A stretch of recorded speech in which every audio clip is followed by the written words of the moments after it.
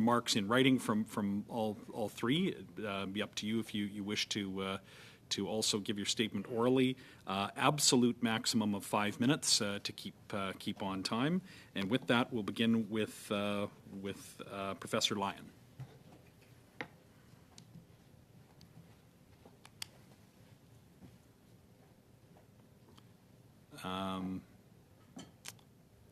Mr. Lyon, you are muted. Professor, you're muted. We can't hear you. We can see your lips move, but we can't hear you. I was muted by you. There you go. So, as you hear, I'm David Lyon, Professor Emeritus at Queen's University and former Director of the Surveillance Studies Centre. I had a new book published recently called Pandemic Surveillance, and that book acknowledges the importance and the risk of public health surveillance. I am an historian and a sociologist, not a legal or technical expert. My interest in this case is primarily to do with surveillance using location data, which is a perceived issue in the arrangement for TELUS to grant access to location data to the Public Health Agency of Canada. Now, a Globe and Mail article dismissed this as a tizzy about surveillance. But whatever actually happened between TELUS and the Public Health Agency, I want to say that surveillance is involved. Let me explain. The concept of surveillance is being used in different ways. The alleged tizzy only occurred if what is happening is not really surveillance. The assumption here is that surveillance is defined in a way that highlights, say, police keeping a suspect under observation, or with intelligence agencies keeping watch on those suspected of terrorism. And this would mean that specific people could be identified. But then the committee was reassured by Dr. Theresa Tam that the location data was de-identified by Mr. Duclos, that there was no surveillance here and thus no risk to Canadians. Now, I just want to make a point about the question of the definition of de-identification. I'm not an expert on de-identified data, but high-level studies from various places, one from Imperial College London and the University of Louvain, shows that 99.8% of Americans could be re-identified in a data set that used 15 demographic attributes. And on the written version, I have the reference for that. So there is potential for re-identification, and therefore reassurances are required that the data are really secure and are used for only appropriate purposes. But let me get back to the question of how we define this word surveillance.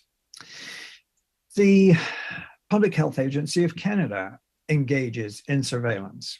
For the World Health Organization, surveillance is the ongoing systematic collection, analysis, and interpretation of health-related data essential to the planning, implementation, and evaluation of public health practice. The World Health Organization also notes that the social and other dimensions of surveillance, warning that surveillance tools are not neutral and may be used in ways that challenge other priorities such as human rights and civil liberties. And that last bit was a quote. This committee was informed by Dr. Tam that the location data was used for at least two purposes: to discover whether lockdown measures were really being observed and to discern the geographical spread of the virus. Now, we must note that the meaning of surveillance has expanded considerably over the past few decades. A police or security definition often includes monitoring, tracking, or profiling a suspect. And this may mean trawling through data sets containing identifiable data. In North America, such surveillance is often qualified by the word electronic. But in the European Union, however, the simple word surveillance is routinely used to cover many kinds of data collection, analysis, and use, both in the public sphere and in the private, such as targeted advertising. So I want to say that surveillance is really the focused, routine, and systematic attention to personal details for specific purposes, such as management, protection, or influence. And it includes individual scrutiny, like monitoring of suspects, but also an interest in population groups. And so surveillance is whatever makes people visible. And whether it is done with individualized, identifiable means, or whether it has to do with population groups, either is risky, as the WHO points out. People are being treated differently, either as individuals or as groups. And so today, the situation where we have almost ubiquitous use of smartphones generating huge quantities of data, including location data, their use depends on the analytic power of large organizations, public and private. Many prize that data. It was misused in China and Korea, for example. I am going to have to move. We're on a very tight schedule. I thank you for your remarks, Professor Lyon, and now Professor Wood.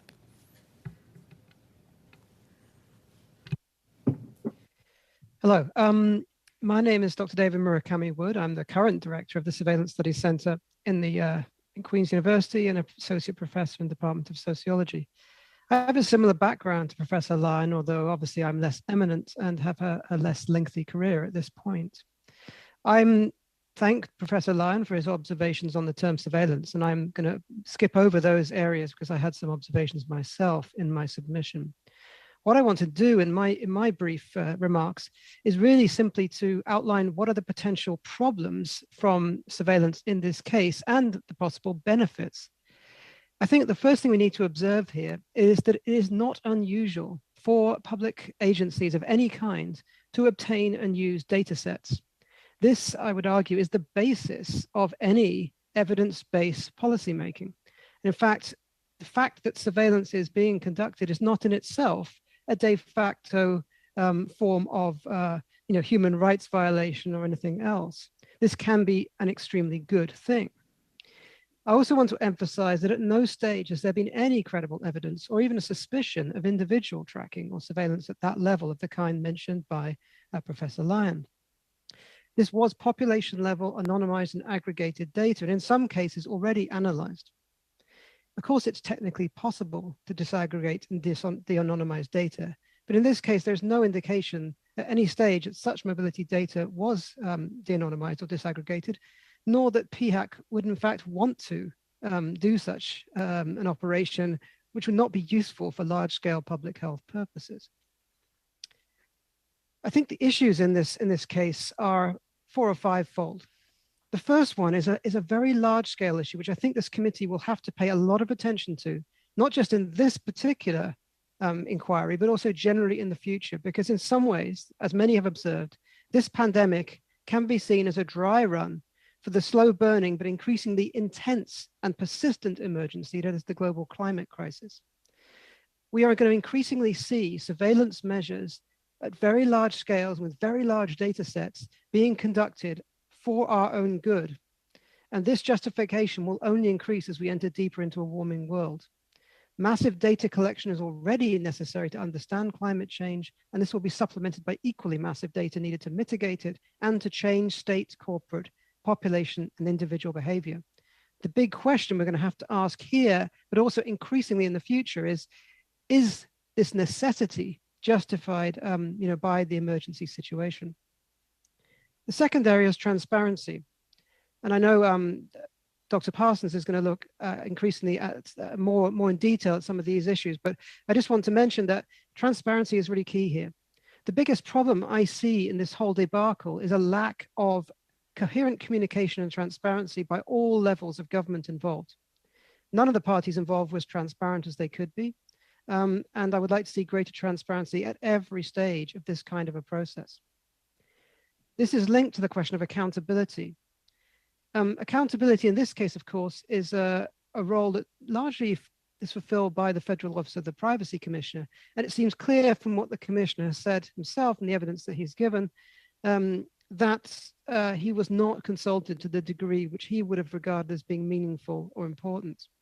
I don't want to recommend any very specific changes to either the Privacy Act for the government information or for PIPEDA, for the private organizations involved. Rather, I would say that both of these acts are now out of date and need massive and general reform, if not abolition, and a new act put in their place. I would like to see something along the lines of the EU General Data Protection Regulation, but with a greater attention 1 minute, to the Dr. varieties Wood. of privacy. Yes. Consent is a key issue here too. I think it's clear that consent was not in any way involved in this data being used in the way that was. But I think also that it's probably impossible for informed consent to be involved in a lot of these large data collection operations. Informed consent, or sometimes termed meaningful consent, is virtually meaningless because, first of all, it's impossible to understand or read the policies that are created by corporations and government. Secondly, the particular kinds of operations like location tracking are often hidden in the policy. And finally, the consent is not meaningful because it's often needed to supply a service. In other words, if you don't give consent, you don't get the service. That is an offer you can't refuse, not a situation of informed consent. There should therefore be meaningful opt-outs. However, I'm not quite clear how the kind of ideas touted by the Privacy Commissioner could actually work in Dr. terms Wood. of after the fact. I'm going to have to go to Mr. Parsons now for 5 minutes, please. Sure. Thank you very much for the invitation to appear. My name is Christopher Parsons. I'm a senior research associate at the Citizen Lab, Long School of Global Affairs and Public Policy. I appear before this committee in a professional capacity that represents my views, and my comments are based on research that I conducted at the University of Toronto Citizen Lab. The earliest days of the pandemic were chaotic in terms of information that was communicated by all levels of government. One area of confusion arose surrounding the extent to which these governments use mobility data and for what purposes.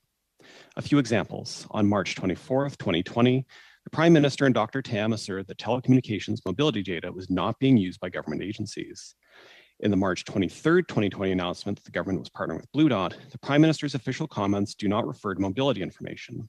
This information was only available by reading press statements, such as from U of T. It was only in December 2020 that information, mobility information, was being used appeared on the COVID Trends website. There is still no indication of where precisely that information comes from. I raise these points not to indicate the government misled Canadians per se, but that the information environment was chaotic and is yet to be adequately corrected. To begin this correction, I suggest the committee recommend that the COVID Trends website be updated to make clear the specific sources of mobility data the government is using, as well as include an opt-out to TELUS's Data for Good program and enable individuals to opt out of Blue Dot's collection of information. Further, the committee should recommend that TELUS incorporate the opt-out mechanism into all of their customer portals, such as for both TELUS and Koodo, in obvious ways, so individuals know they have this option. I now turn to the issue of using telecom and data analytics information for health surveillance.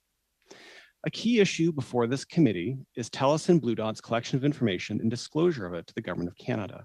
In the case of TELUS, they transform the qualitative nature of the data upon repurposing information that might be used to technically service their network into a sellable data asset.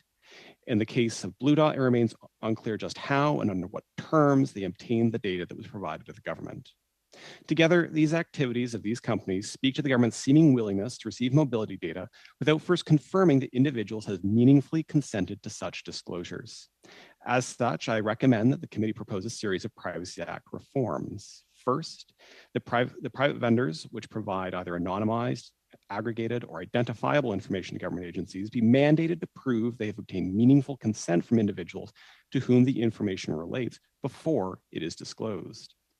Second, that the Privacy Act be updated to capture anonymous or aggregated information that is collected or received by government agencies. Aggregated and anonymous information can drive policies affecting individuals and communities, and these individuals and communities do not lose an interest in the data simply because it is anonymous. Programs using such information should be required to receive approval from the Privacy Commissioner before they launch. Third, that the Government of Canada, whenever it is receiving either identifiable or aggregated and anonymized information derived from individuals from private organizations, be required to demonstrate that such individuals was collected by those organizations after individuals meaningfully consented to the collections and disclosures. The Privacy Act presently empowers the government to collect significant volumes of information without explicit knowledge or consent of individuals. PHAC has not indicated a desire need, or intention to subsequently re-identify those data sets. However, it could change that policy tomorrow given the current status of the Privacy Act. This is a problem. I recommend the following. First, that the committee propose updating legislation to include necessity and proportionality requirements, which would compel government organizations to demonstrate that identifiable or anonymized information is required to fulfill a specific activity, and ensure that the sensitivity of the data is proportional to the activity in question. Second, that government agencies be restricted from reusing information that they have acquired, absent reacquiring an individual's meaningful consent for reuse. 1 minute appropriate. left. Third, that government agencies be required to ensure that meaningful consent is obtained before individuals are included in anonymized data sets, and that retention limits be placed on these data sets, the re-identification attempts be strictly prohibited, and that the Privacy Commissioner be empowered to assess the proportionality of any anonymized data set programs.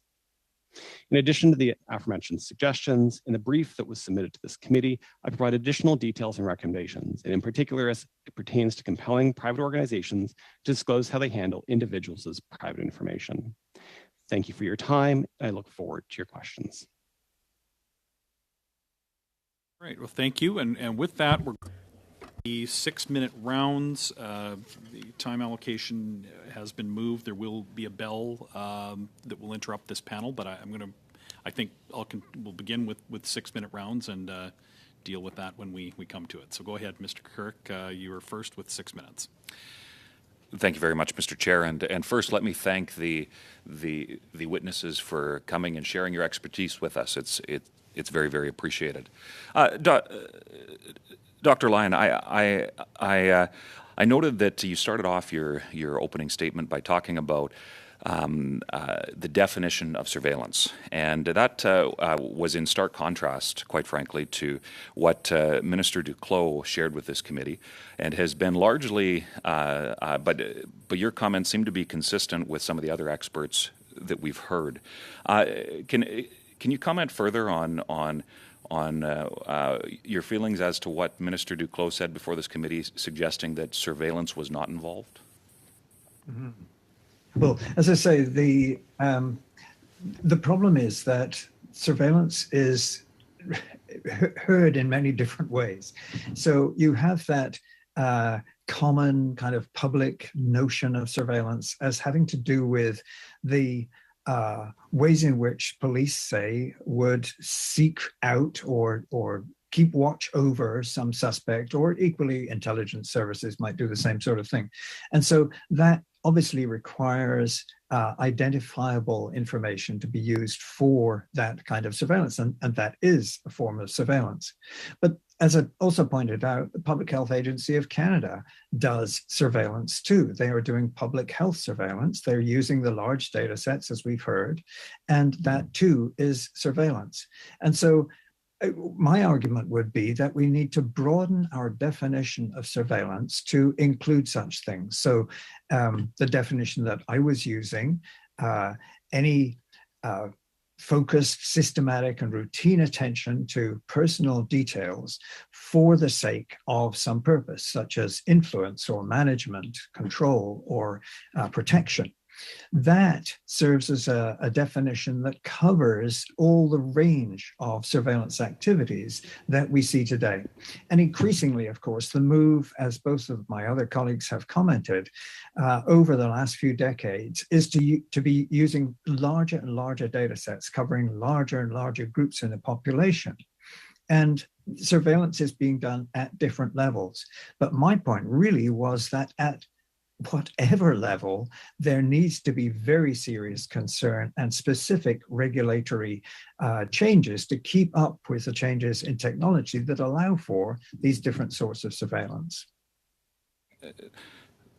Thank you for that, Dr. Lyon. Now, in an article you had shared comments with that was published in the National Post, you made some comparisons about some of the surveillance that was done post 9/11 with some of the surveillance that's been done over the course of COVID. And this really becomes a question of the mass scale to which data has been used for Canada's public health response. So I'm curious, Dr. Lyon, and I'll try to ask a couple of other witnesses as well. Does the large scale of PHAC's program have raised concerns with you? The large scale. Well, as all three of today's witnesses pointed out, what is the intentions of public health surveillance are ones that I think that we would all agree with, that they are trying very hard to track what is happening within the pandemic, to see where the virus is spreading in geographical areas and within which population groups, and so on and so forth. It's a very important task, but the fact that it's an important task doesn't reduce the fact that there are risks entailed in it at every stage, from data collection through to data analysis, through to the actual use, the interpretation and use of those data. Yeah. So at every point, there are difficulties. So what I don't think we should be underestimating is the character of those difficulties. And those difficulties also, rather like the simpler sense of surveillance as watching a suspect, for example, involve harms. There are harms at the individual level, but there may also be harms at the group level, questions of equity, questions of justice, questions of how a group is characterized, and so on and so forth. So the question of the scale really just requires that we look at the issues of scale with a view to their being understood and regulated appropriately. Thank you very much, Dr. Lyon. And a question for both you, and if I could maybe have Dr. Marconi Wood, if I'm saying that correctly. Do you feel that the safeguards and frameworks have been adequately shared with the Canadian public to be confident that their data is using correctly? I'm hoping to get both of your responses, so they'll have to be really, really quick. Do you feel that those safeguards and frameworks have been adequately disclosed to the Canadian public? Dr. Wood, if you could. Simply put, no. I agree that most of this data was probably necessary and was important to be used for public health, but at the same time, no. The safeguards have not been made public or accessible in an adequate way. Oh, no, and I appreciate that. Could I just get a quick comment from the other two witnesses? Is there? I agree with Dr. Murakami Wood's view. Okay. Also, no information is currently available to make clear how data is safeguarded and the efficacy of the data. I hate to do it, but we really got to keep moving, and there were only a few seconds left when he asked the question. So I'll go now to Ms. Sachs for 6 minutes. Thank you, Mr. Chair, and thank you to all of our witnesses who have joined us today. Your opening statements were quite helpful in shaping our discussion today. I'd like to just start with perhaps with Dr. David Murakami Wood. Witnesses in previous sessions that we've had, as well as expressions today, have been about understanding that how important data is for creating evidence-based policy when it comes to public health, particularly in the pandemic that we're in. And I agree with you. This is in some ways a dry run and a learning curve for many experts, not just here in Canada, but throughout the world. We've seen countries and municipalities, provinces trying to navigate this pandemic with deficits in data and trying to shore that up in working with good data sets such as TELUS Data for Good. And we know from PHAC that they've used this data at the federal level. We also know countries like Australia, Spain, Germany, Argentina, Brazil, Colombia, and so the list goes on and on. But Dr. Murakami Wood, in your opening statements, you said that evidence-based policy needs data sets, and it can be a good thing, and that in this particular case, you felt there was no suspicion of individual surveillance. Could you firstly talk about the importance of a data-driven approach and where your comments came of there's been concerns about can depersonalized aggregated data be repersonalized, but your comments seem to indicate that in the TELUS for Good data that wasn't the case. Yeah, thank you for your question. My comments really here relate to the increasing need for good quality data to produce policy that's effective. And we've seen whether it comes from open source data, industry data, or whether it's data that's generated through specific research in which many of us academics are involved in, this data is increasingly necessary on which to build public policy. You will recall that we had similar arguments around good quality data sets a decade ago in the arguments about the public long form census. And on that occasion, while there were arguments being made about privacy and so on, most of us in the academic world were actually on the other side of the debate and arguing in favor of the long form census because it provided important data which allowed us to make effective social policy. And that's the kind of, I think, the importance of this sort of data set. But as David Lyon said earlier, it does not mean there are not risks. And it does not mean that data can just be used in any way that the government sees fit to use it. It does not mean that the government does not have to account for data and how it is used or provide evidence, as Dr. Parsons has said, of consent. So I think those things are all very important. The final thing I didn't get to in my opening statement, which is absolutely vital, is to expand on what Professor Lyon said about group harms. One of the key things about large data sets is that hidden within these data sets are existing forms of bias and prejudice. I'll give you an example.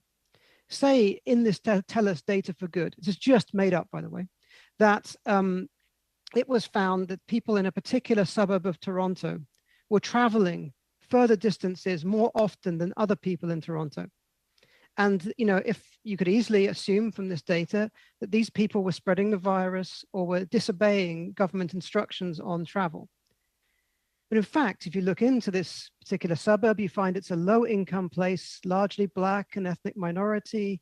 And what you've got in this area is people who have to travel to get to warehousing jobs or work in the gig economy. And the reason they're mobile and moving more often is precisely because they're underprivileged. And therefore, to stigmatize these people or to blame them for the virus spread would be to misread the social facts on the ground. So that's just one notional example, but it's very important, therefore, to be able to understand not just the data as facts, but the data as its social context and in its social context.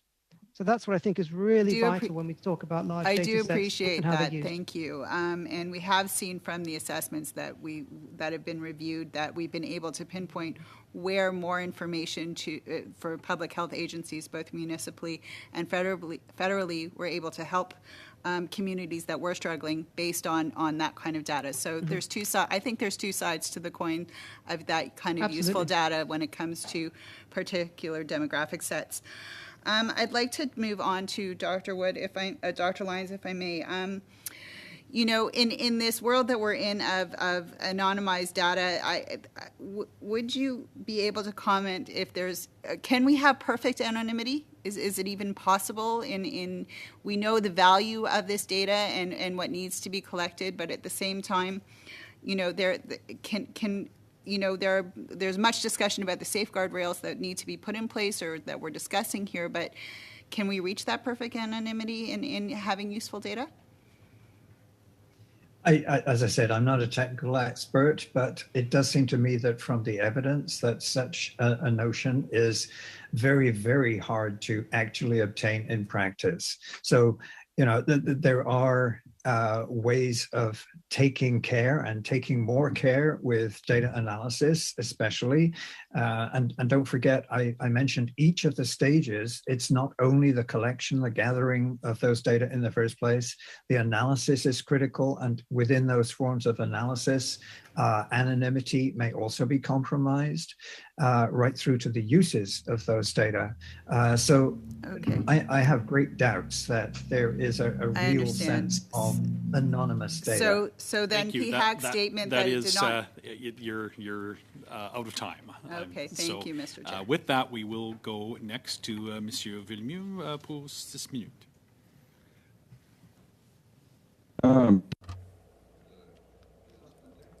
Thank you to the witnesses. I have a very short question for each of you, and we'll go more in depth afterwards. Dr. Lyon, the process that was described by Health Canada, was that more transparent or more opaque in your opinion? The process that was described by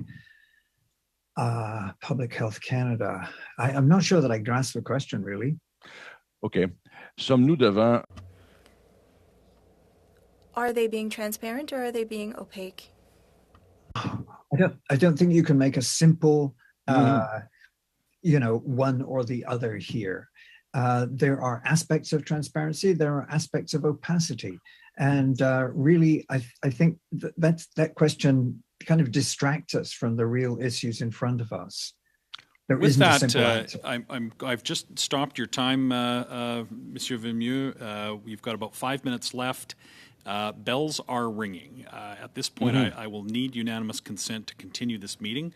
My proposal, if I do have everyone's consent, is to proceed. Let Monsieur Villemeux finish his round. Give Matthew or give Mr. Green his round. That will still leave us sufficient time to get to the chamber for those members that will do so. If that's the will of the committee, then I'm going to proceed in that way. I don't see any objections, so we will continue. You have 5 minutes and 8 seconds, Monsieur Villemeux. D'accord, je change de question. All right, I'll switch up my question. A lot of people have said that the end goal is quite responsible, but PHAC and Mr. Duclos seem to undermine or minimize the issue. And you talked about surveillance. So for this surveillance, it excludes the idea of consent, correct? Is this for me? Oui. Yeah, surveillance. Consent is very, very difficult to obtain. Dr. Murakami Wood already pointed this out in his talk, and that seems to me to be exactly right. The notion that we could somehow gain consent, the notion of consent is really important, it's really significant, and there are particular ways in which it could be sought, as Dr. Parsons pointed out. But it becomes increasingly difficult to obtain consent in the current data collection, data analysis environment within which we're living right now. D'accord, mais Okay. But the issue with getting consent doesn't mean that it's impossible to get a form of consent. Absolutely not. I think it is, there needs to be much broader, as it were, public education so that we understand that what we're doing when we supposedly give consent and when we actually give consent. Yes, there's far more to be done here. D'accord. Dr. Parsons, j'ai cru comprendre de votre... Dr. Parsons, if I understood correctly, TELUS and Blue Dot did not seem to be truly verifying the consent. And what do you believe, or what do you think about TELUS and their surveillance? So as I note in the full brief that I submitted to the committee, TELUS in Babylon Health has been in a situation as found by the Alberta Privacy Commissioner that simply agreeing in a privacy policy is insufficient, does not constitute consent. I believe the Privacy Commissioner of Canada in the guidance on meaningful consent identifies a range of activities that private entities such as TELUS could undertake. To date, as far as I'm able to tell, none of those methods have been clearly taken, and as such, information has been collected without meaningful consent first being approved. Merci beaucoup. Dr. Wood. Dr. Wood, earlier you described transparency and accountability, and these are all measures that are there to increase or maintain trust. Do you believe that the case in front of us might decrease trust towards institutions?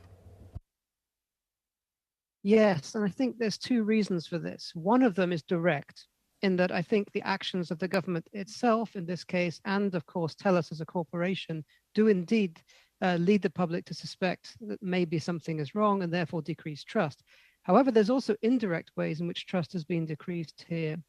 And I am sorry to say, I have to ask members of the committee to take some responsibility here too, or at least politicians in general, not individually, because I think there's also a political aspect to this where both media and politicians have been involved in, I would say, hyperbole and exaggeration around this case for political gain. And that's on both sides, by the way. But I think that doesn't help either. When we get reportage which says that 33 million Canadians are being tracked, and people start to believe it means their individual communications are under surveillance, when that is not in fact the case. And some of the reporting, indeed some of the quotes I've seen from politicians have been very irresponsible. So there's different kinds of trust problem here, but certainly the government and TELUS have also been involved in decreasing trust. Dr. Wood, toujours, j'avais... Dr. Wood, it seemed that at the beginning, the challenge was finding a balance between public health and privacy, and the more things go on, the more I realize that it's in fact public health and partisanship. Do you agree with that? Well, as we know, and those of you who are in Ottawa will know especially well right now, partisanship and public health are unfortunately in a kind of death struggle right now on the streets of Ottawa. I don't want to comment any further on that, but I will say that we have had a big problem in the last year or two with partisan understandings of public health priorities. I don't think it helps. And I do think that has played into some of the ways in which this particular scandal is understood. Merci beaucoup. And with that, we will go straight to Mr. Green, and I will suspend the meeting quite abruptly at the end of, or I plan to, at the end of Mr. Green's 6 minutes. So go ahead, Mr. Green. Thank you, Mr. Chair, and I do appreciate the opportunity for this intervention. And I think having these witnesses before us today has been really, really helpful. I would agree that I am less interested in fault finding in this moment and more interested in finding systems levels changes, legislative changes to these symptoms. I believe that this case is symptomatic, as has been identified, of the larger current concerns under our Privacy Act. So what I'd like to do with the majority of my time is allow each member about 1.5 minutes in their intervention to provide with the fullness in whatever way they can what they believe should be reform or improvements or key points as it started to go down that line on improving our Privacy Act. Your submissions will become hopefully part of our recommendations from this committee, and this is what I'm most interested in. So just Murakami Wood, and then go to Dr. Lyon, and then go to Mr. Parsons. And if whatever you don't add in here, I'll just add that you provide whatever further remarks and recommendations to improving our Privacy Act in writing so that it could be considered by our analysts when we go to open up the discussion on recommendations. Dr. Murakami Wood? Thank you. I am going to completely defer to Dr. Parsons in terms of the specific reforms that might be suggested to the Privacy Act. He has made a much greater and more comprehensive study of these things than me. However, I'm going to borrow the old 1960s situationless slogan, be realistic, demand the impossible. And the impossible I want to demand is in fact the complete abolition of the existing Privacy Act and PIPEDA. And I want to see an entirely new architecture for information, data protection and privacy to be built in Canada at a federal level and maybe also provincial level too, because we have wildly incompatible provincial legislation situations at the moment, as you'll all know. That's my recommendation. Every time these kind of things happen, at the base of the problem is the fact that we have this archaic and out-of-date system for understanding how privacy relates to society. So, yeah. Thank you, Mr. Chair. My apologies for the intervention. I just want to make sure Dr. Lyons and Mr. Parson as well have an intervention. We only have a very short time. Dr. Lyon? Yeah, no, I'm not going to repeat the same comments. Dr. Parsons really has the best ideas on the actual changes that are required. However, I also agree that we need to do something far broader. And I would like to recommend that we spend more time considering how these things are done in other countries. As I already mentioned in my comments, in the European Union, there isn't a question about whether this is or isn't surveillance. You start with the notion of surveillance, which is very broad. Then you recognize that there are different aspects to it and different kinds of harms that could result and different kinds of social benefits that could result. So I think that looking at how other countries operate would be very, very helpful, and some specific, European Union, more than one of us has mentioned the importance of looking at what is happening there, because the ways in which the law is being reinterpreted for the present data-focused age is really highly significant. If I could, before we pass it over to Mr. Parsons, who can take the rest of the close, if I could have each of you in perhaps your remarks, if you're able to submit back to this committee in writing, ways that we can actually improve upon the EU's general data protection regulation. It's always my intention that we have the opportunity as legislators to create, global leadership in this regard. And so I'd like for you to be bold and expect the impossible, demand the impossible. So, Mr. Parsons, you've been identified by some pretty esteemed colleagues as being a subject matter expert. I'll leave the last 2 minutes to you. Thank you for the question. In the brief that I submitted to the committee, there are a number of specific recommendations that I point throughout, so I won't and can't go through all of them right now. The first that I think is important for the committee to remember, however, is that the ETHI committee a few years ago actually did a study of the Privacy Act. They saw a number of esteemed experts produced a report. I would recommend starting there to see what still resonates. I believe much of what's in there still does. More broadly, as it pertains to the current PHAC situation, I think that it is important and essential that the Government of Canada, when it is obtaining data sets from private organizations, whether it be identifiable or de-identified data, whether it be aggregated or not, that the Government of Canada be able to demonstrate that meaningful consent has first been received before that information was collected by those private entities and then shared over to the government. And the Privacy Commissioner of Canada should both be appraised and be required to approve any and all such projects. Further, within the Privacy Act itself, there should be a requirement that privacy impact assessments are performed and are made public. Currently, that's not often occurring. Shifting slightly to PIPEDA, one of the real problems here is that a series of private organizations collected information and subsequently disclosed it. That information was largely collected without the knowledge of individuals. Privacy policies don't work. They do not constitute meaningful consent. However, the Privacy Commissioner of Canada does have guidance as to what should be done. And so I believe that there should be a requirement that that kind of guidance should be built into PIPEDA itself. Furthermore, there will, of course, be situations where information is disclosed to government agencies and others. One way that Industry Canada has worked with industry in the context of law enforcement has been to recommend that private companies produce what are called transparency reports. More of this is in my brief. I would argue that while that is a step in the right direction from several years ago, it's not mandatory. They should be, and moreover, they should be more comprehensive.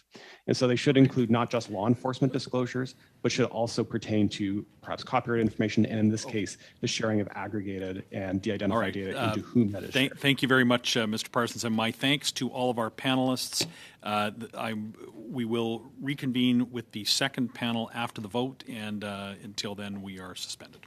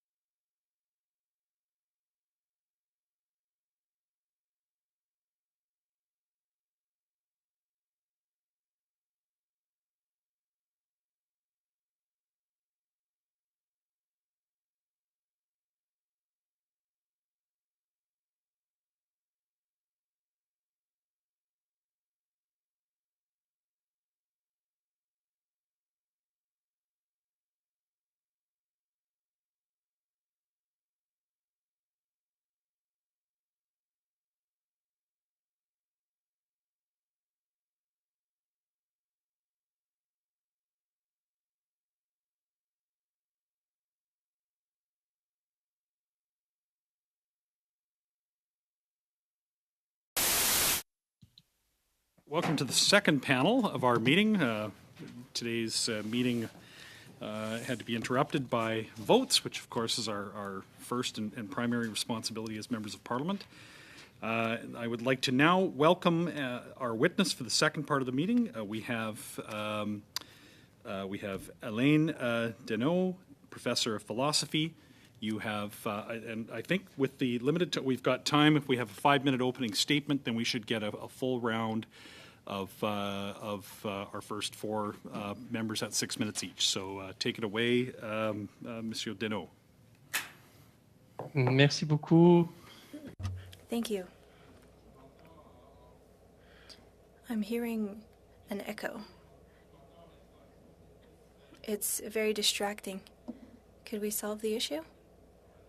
Okay, I think it's solved. No, it's not. We can hear an echo.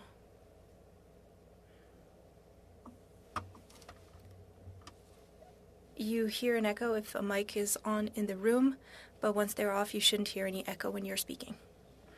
Thank you. So I am a professor of philosophy at the University of Moncton. I teach ethics and environment courses. So just to give you 5 points of context. Health policies, health measures in Canada brought about the obligation to have medical data, to have lockdowns, and it also brought about surveillance, and the scientific reasons for that have often been contested. And some might think that public authorities were benefiting from the situation in order to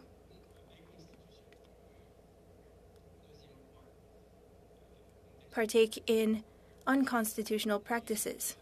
Secondly, the infrastructure, the technology infrastructure that is necessary to get the data sets quickly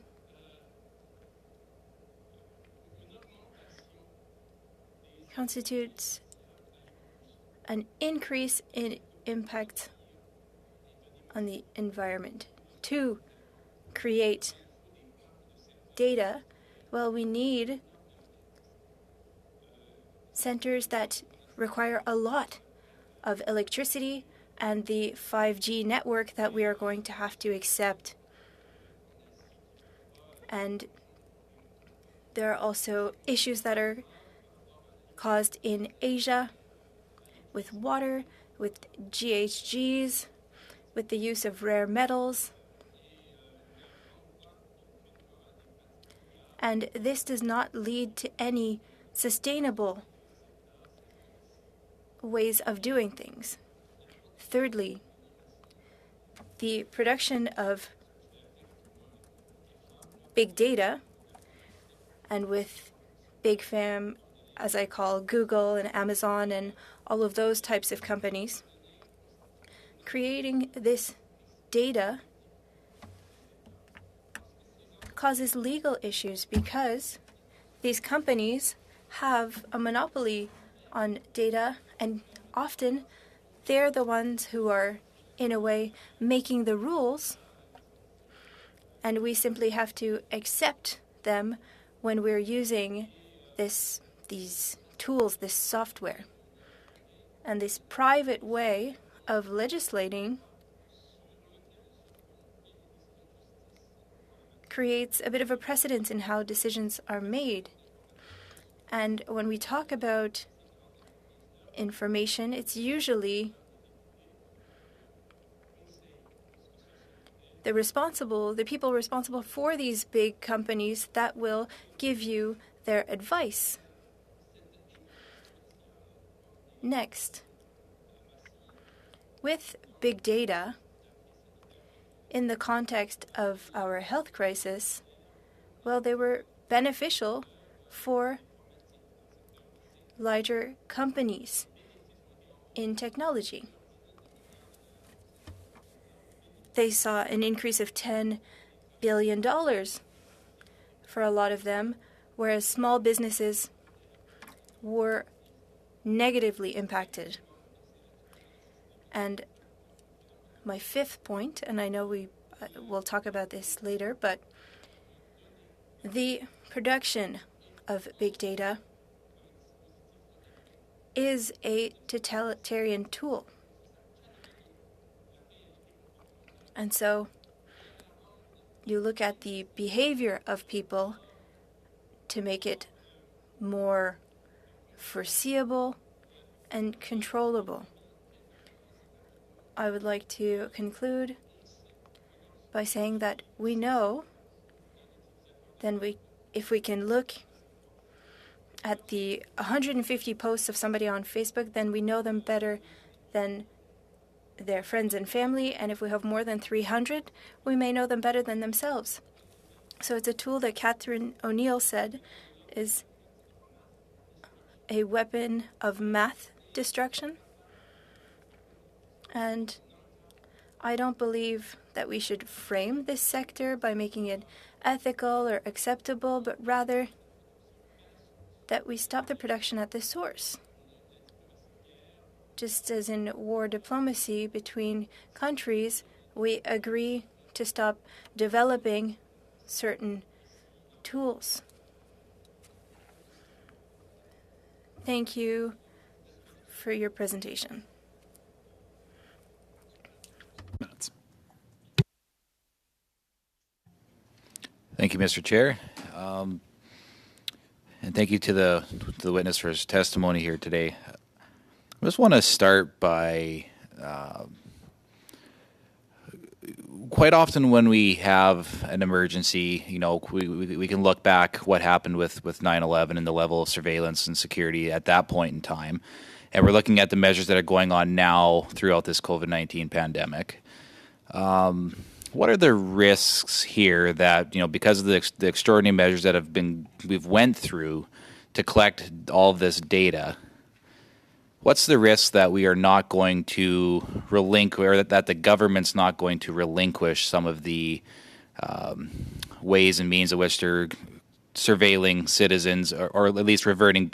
Are they going to let people revert back to normal? I guess is kind of what we're looking for. Is there going to be a backing off of the amount of surveillance, the amount of data that's being collected here?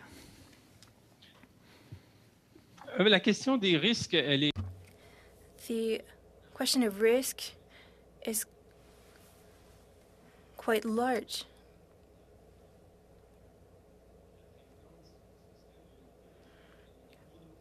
We'd have to examine the different criteria, because it's not a matter of black and white, and examine what the risks are.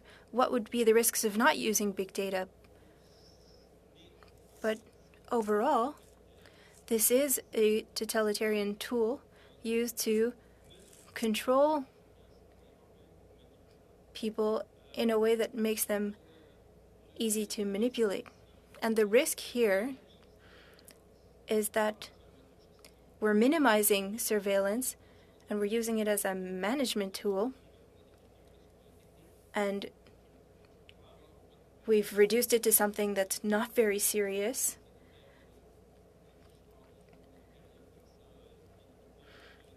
We keep extending the sanitary measures without justification sometimes, and perhaps at some point we will extend these measures and Canadians will not have access to their constitutional rights.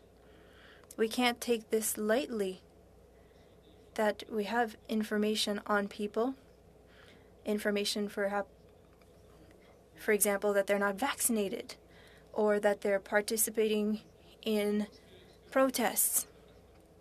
The risk that we see is that we could create a tool for management and it could create measures that are unconstitutional. Yeah, thank you for that. I feel like we're getting very close to a threshold here of, you know, infringing too far into people's lives, and that the data that people are generating, their own data, is being used against them. Is there an ethical concern here about the use of this data? Mais pour ma part, I believe that the issue is the tool that is totalitarian, controlling people, having information on their location, on their purchases. We're collecting data that allows us to know them better than they know themselves, and that's a problem. And being able to have all that data is an issue. Look at the thickness of this book written by Mark Goodman, and he talks about crimes related to big data. I would invite you to read his book, and it shows how citizens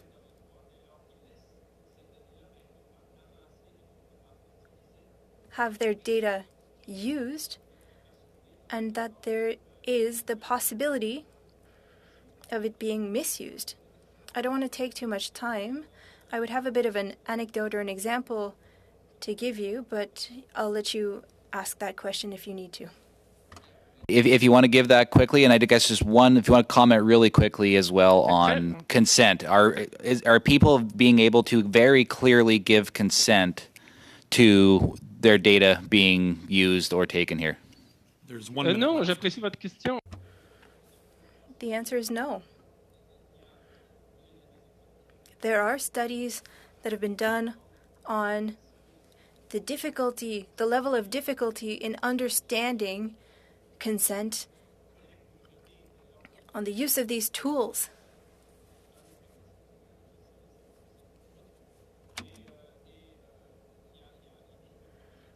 You need specialized training, in fact, to really understand and to have a meaningful understanding of what's happening.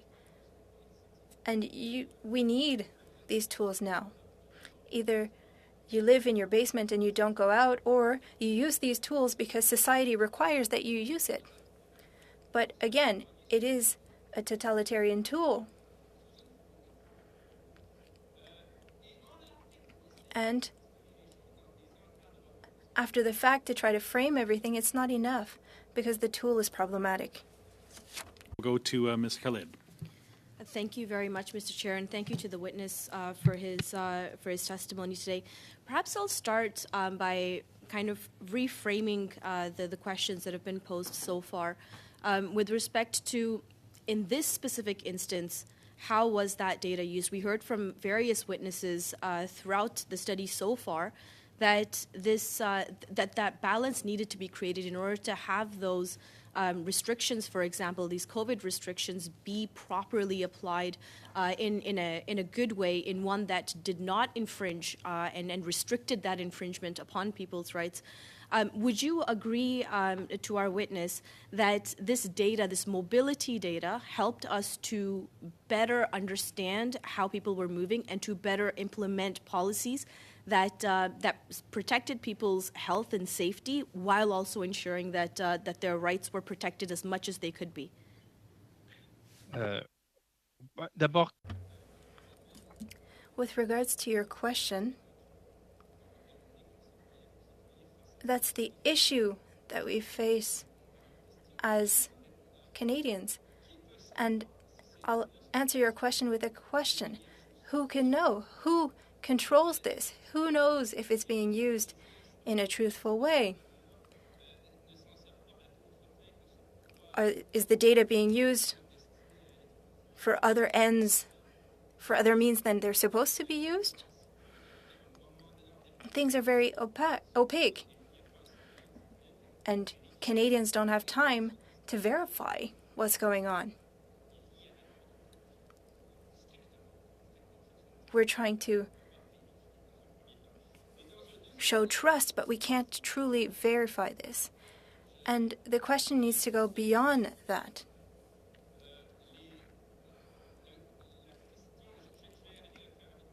I'll answer quickly, but the answer can't focus on one small use. It needs to focus on all the possible uses. Appreciate that, and understanding the complexity of this whole conversation and this issue. I really hesitate to go down the path of whataboutism and philosophically talking about, what possibilities, what are the best practices, what is that perfect scenario. And I've heard members and witnesses compare this to, the 9/11 situation. So perhaps I would like your take on, in this instance, we're talking about a government using data to really protect and to develop COVID policies, health policies for our nation. Whereas, as we kind of go down this path of more complex data and data production in one of the 5 points you mentioned, there's this role of private companies that they play that was not there with 9/11. So can you compare, for example, as our member had talked about, what is that distinction between a government using this data, restricting a government's use of this data versus private companies, and what role does a government have to play in ensuring that adequate balance of usage of data? Je voudrais dans un premier temps. I would like to start by saying that for about a year, maybe more, and a lot of countries have already talked about this, COVID-19 is not a pandemic like other pandemics that decimated a third of the population. This disease seems to be more endemic, and it is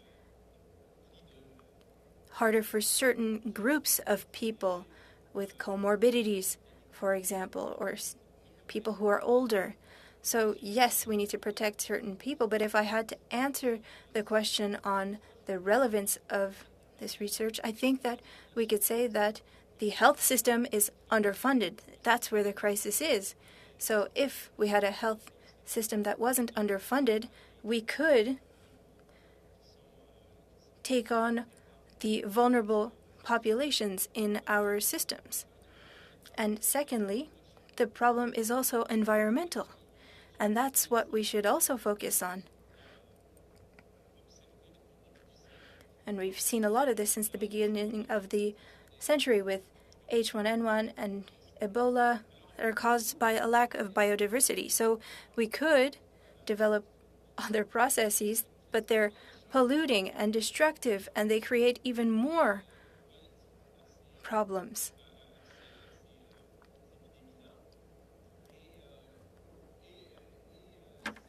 And we need to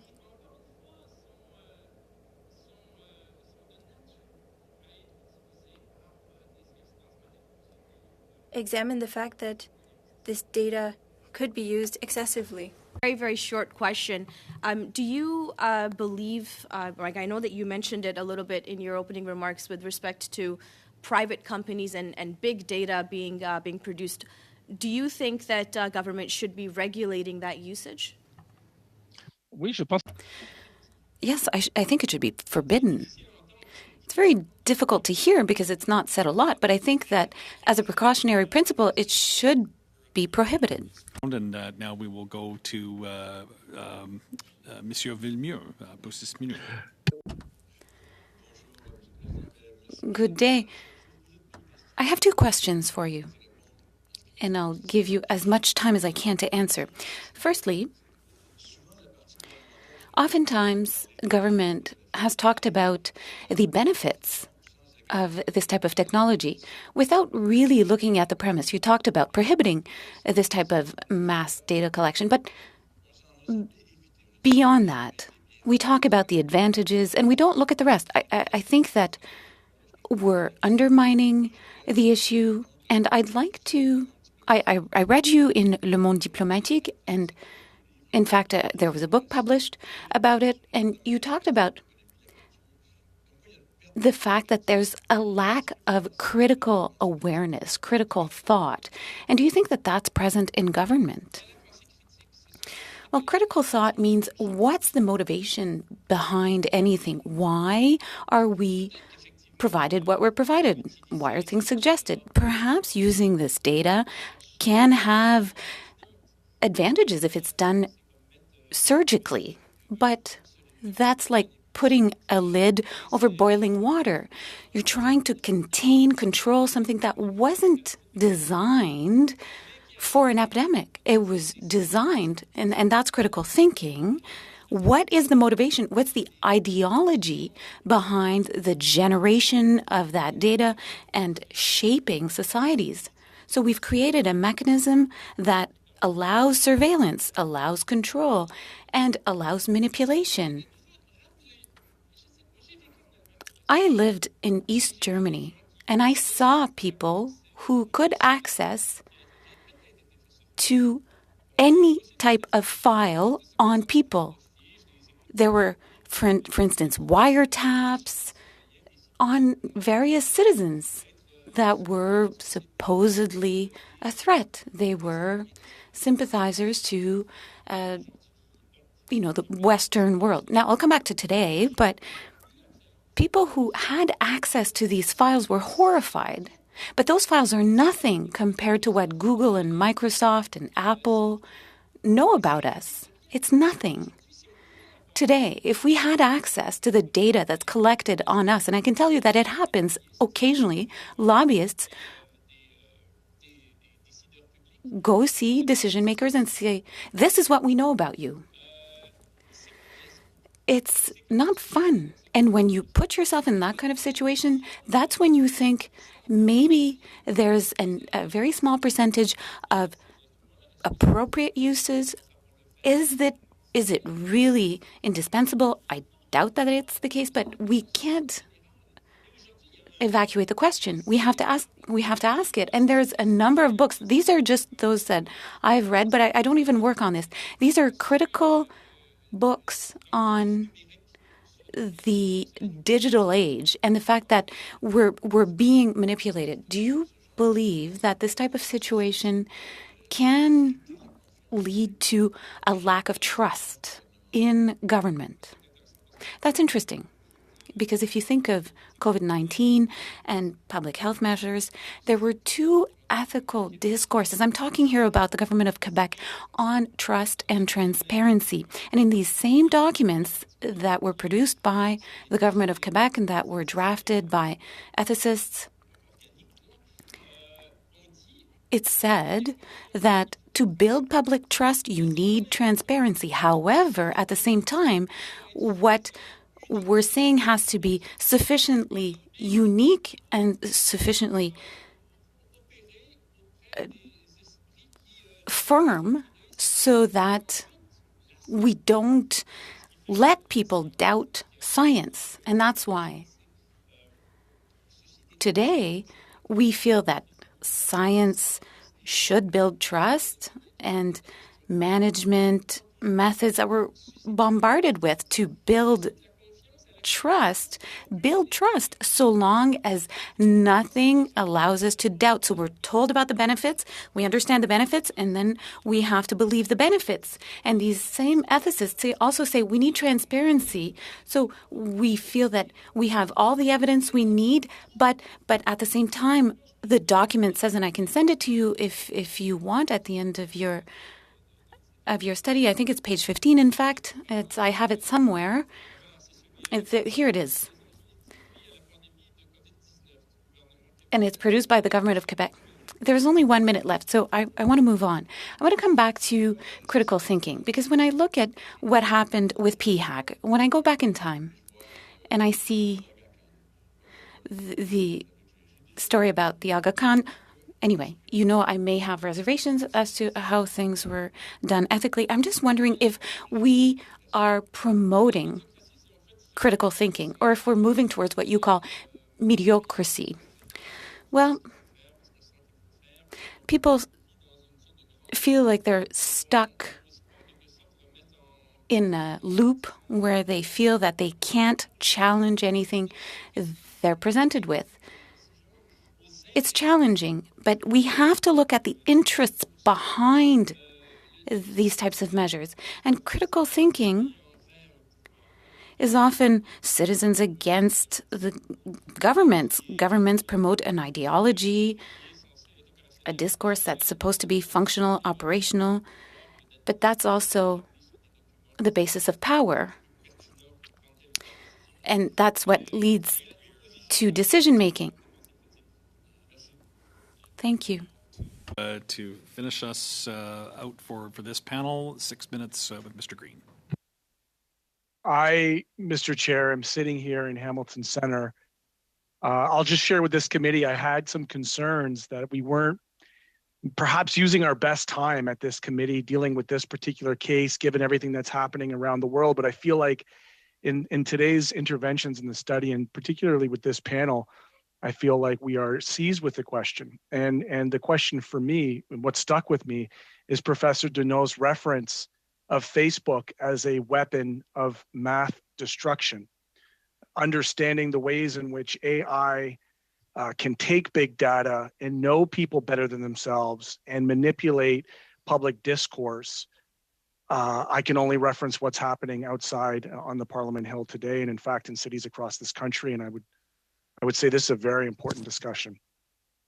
So the professor acknowledged, or at least referenced, the idea of stopping production at the source, agreeing to stop developing certain types of tools. He talked about the way in which big data, ranging from mobility to social media to other surfing habits online, could lead to compromised democracies. I think about Pegasus, which is the spyware developed by the Israeli cyber arms company NSO Group, which is known to be used by countries around the world to compromise people. So I guess my question to Professor Deneau is one that I've asked in the past, which is what major philosophical or sociological considerations that have arisen in Canada as a result of the COVID-19 pandemic should the federal government take into account when making decisions that impact Canadians' privacy? And I would go further and allow him to elaborate in a more broader sense, given this moment we're in, what measures we should be taking to safeguard people against the possibility of AI manipulation and other ways where we can be compromised in our democratic processes and discourse. Merci. Deux points. Two things very quickly. Firstly, meaningful consent. When you're in a situation, in a crisis, and I think in this case it's a bit overblown, we're told there's no alternative. You have to do this or that.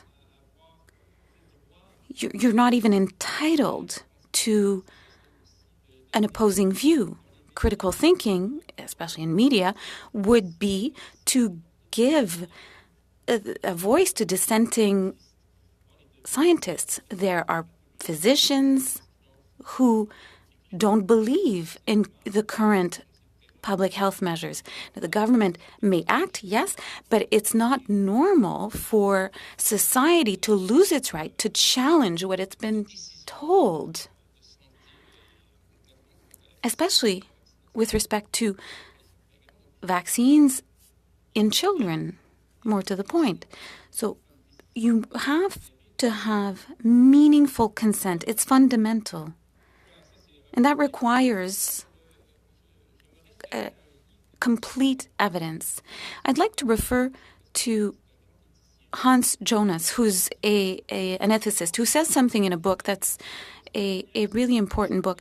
Firstly, the techniques that we're rolling out for GAFAM regarding data generation is not just for data that will be important for society. It has an impact on the individual human intrinsically. From a medical point of view, from culture, the techniques are so powerful that they impact the human themselves.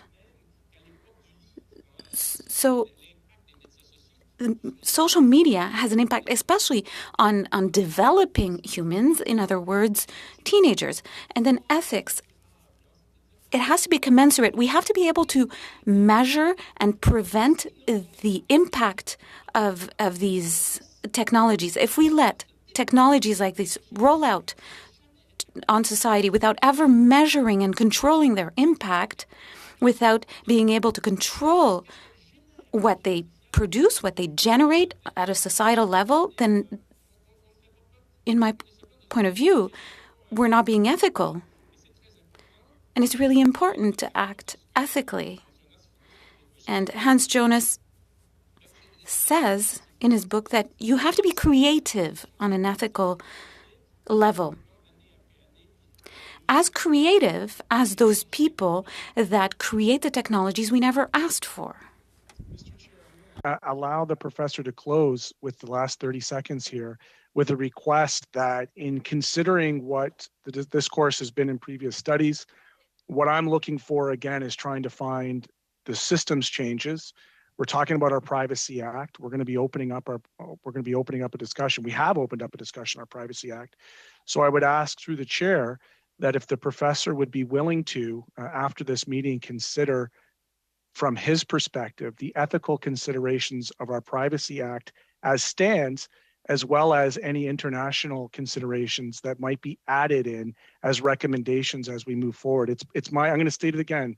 It is my focus throughout this study to come from this committee. You have left him a lot less than 30 seconds now to answer. So no, I don't even need him to answer. I just wanted it in writing, Mr. Chair. I'm sorry. My apologies. If he would contribute those thoughts in writing that we could use for our analysts and for the good and welfare of this committee. Thank you. Très bien. Very well. We are now out of time, and thank you very much, Professor, for your remarks. And with that, we are adjourned. Merci. Au revoir.